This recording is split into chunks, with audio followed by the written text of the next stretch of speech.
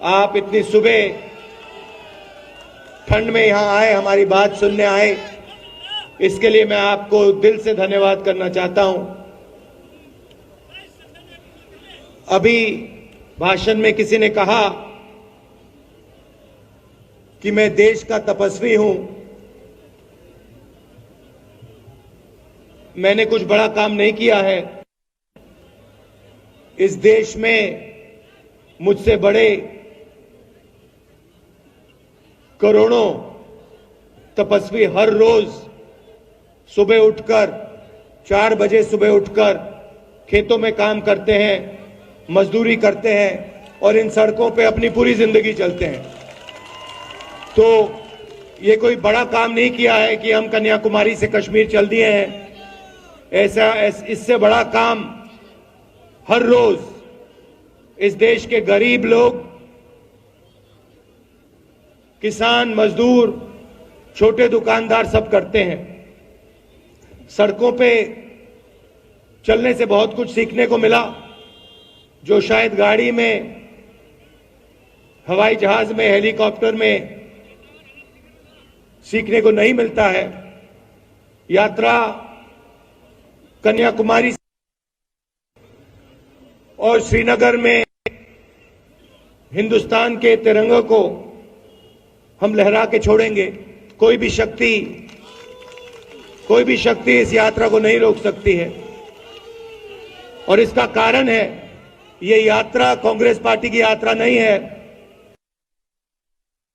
ये लोग चल रहे हैं, मगर ये यात्रा हिंदुस्तान के गरीब किसानों की है, मजदूरों की है, छोटे दुकानदारों की है और जो हमारे करोड़ों बेरोजगार युवा हैं, नहीं दिखाई दे रहा है। ये यात्रा उनकी है। मुझसे पहले पूछा गया, बीजेपी के नेताओं ने पूछा कि यात्रा की क्या जरूरत है, क्या जरूरत है कन्याकुमारी से कश्मीर चलने की। तो मैंने उनका जवाब दिया, आपके नफरत के बाजार में, आपके नफरत के बाजार में मोहब्बत की दुकान खोल रहे हैं। और ये काम कांग्रेस पार्टी ने, विचारधारा है जो है। जब भी ये लोग इस देश में, इस धरती में नफरत फैलाने निकलते हैं, एकदम हमारे विचारधारा के लोग बाहर निकलकर मोहब्बत और प्यार फैलाना शुरू कर देते हैं।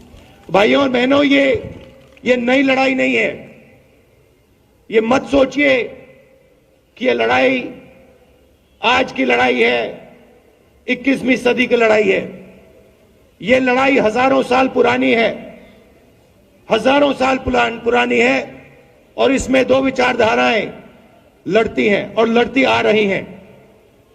एक विचारधारा जो चुने हुए लोगों को फायदा पहुंचाती है,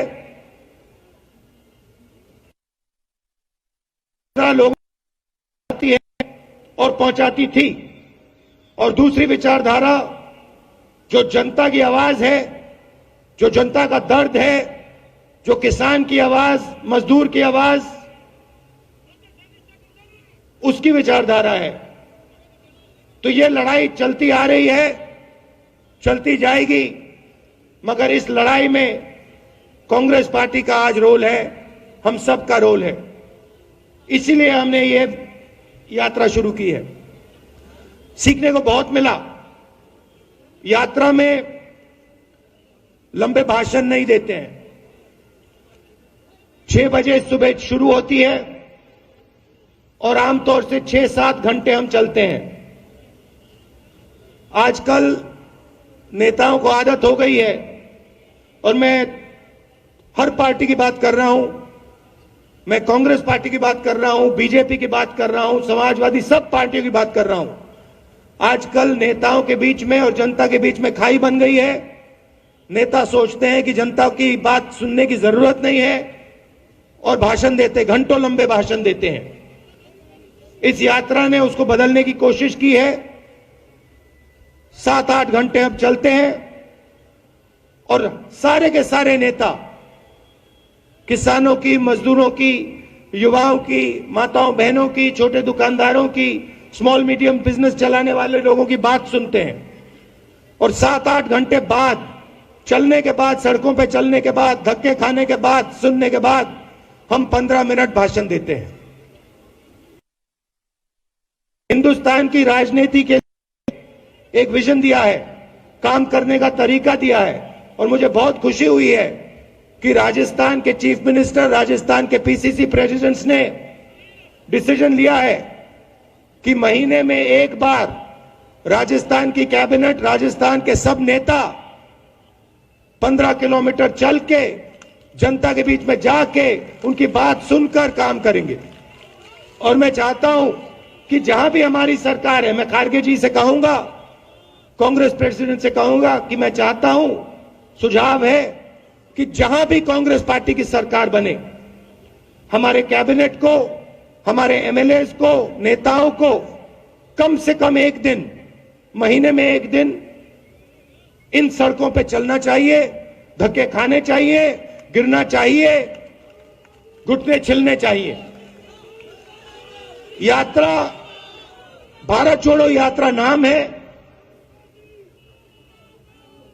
नफरत के खिलाफ यात्रा जरूर है, मगर 2 बड़े मुद्दे हैं जिससे हिंदुस्तान को बहुत चोट पहुंच रही है, दर्द हो रहा है। सबसे बड़ी बेरोजगारी। इन सड़कों पे हजारों युवा मेरे पास आए हैं। किसी ने इंजीनियरिंग की, कोई डॉक्टर बनने इसमें शामिल होना चाहता था, कोई जुडिशरी में काम करना चाहता था।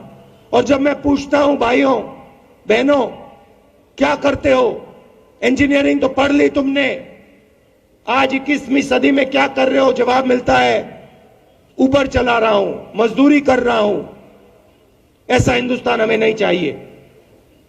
5-7 लोग जो भी करना चाहते हैं कर लेते हैं, अरबपति हैं, लाखों करोड़ रुपए का उनको कर्जा है, जो भी बिजनेस उनको करना है कर लेते हैं।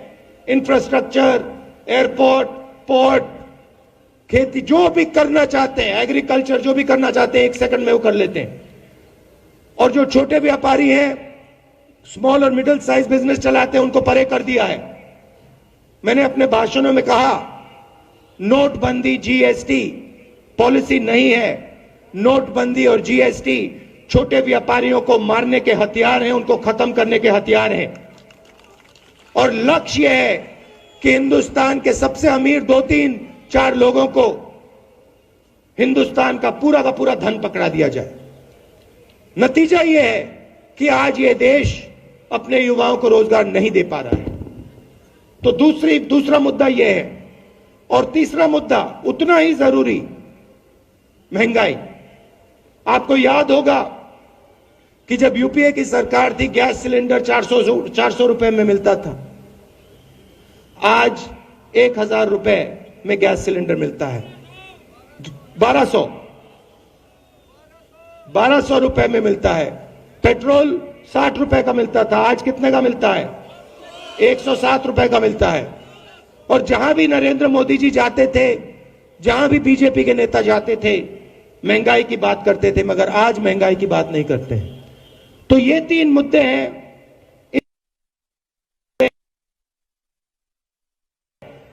महंगाई कम करनी है और बेरोजगारी मिटानी है। आप सब आए, आपने इतना प्यार दिखाया और पूरे रास्ते पे मैं आपको बता रहा हूं, देखिए आप आज देखना, एक बात नोट करना, जैसे आज सुबह मुझ में कोई थकान नहीं है, वैसे ही शाम को आप मेरा चेहरा देखना जब मैं भाषण दूंगा। जैसा आज सुबह मैं दिख रहा हूं वैसा ही मैं शाम को दिखूंगा, कोई थकान नहीं होती। देखिए राजस्थान के लोग, राजस्थान के हमारे नेता हैं, बैठे हैं स्टेज पे, गेहलोत जी बैठे हैं, दोतासरा जी बैठे हैं, पायलट जी बैठे हैं, जितेंद्र जी बैठे हैं, हरीश चौधरी जी बैठे हैं। इनका चेहरा देखिए, क्या ये 17 दिन चले हैं, 25-25 किलोमीटर चले हैं, हाफ मैराथन हर रोज दौड़ी है इन्होंने। क्या इनके चेहरों पे थकान दिख रही है? कुछ नहीं। क्यों? क्योंकि हम अपनी शक्ति से नहीं चल रहे हैं, हम आपके मोहब्बत और आपकी शक्ति के साथ चल रहे हैं। तो आपने मदद की, आपने पूरी शक्ति अपनी डाल दी इस यात्रा में, इसके लिए मैं बहुत आभारी हूं और दिल से आपका धन्यवाद करना चाहता हूं। और अब चलो हरियाणा की इन सड़कों पे अगले 3 दिन हम चलें और हरियाणा की जनता के दिल में जो दर्द है उसको सुने। बहुत बहुत धन्यवाद। नमस्कार। जय हिंद।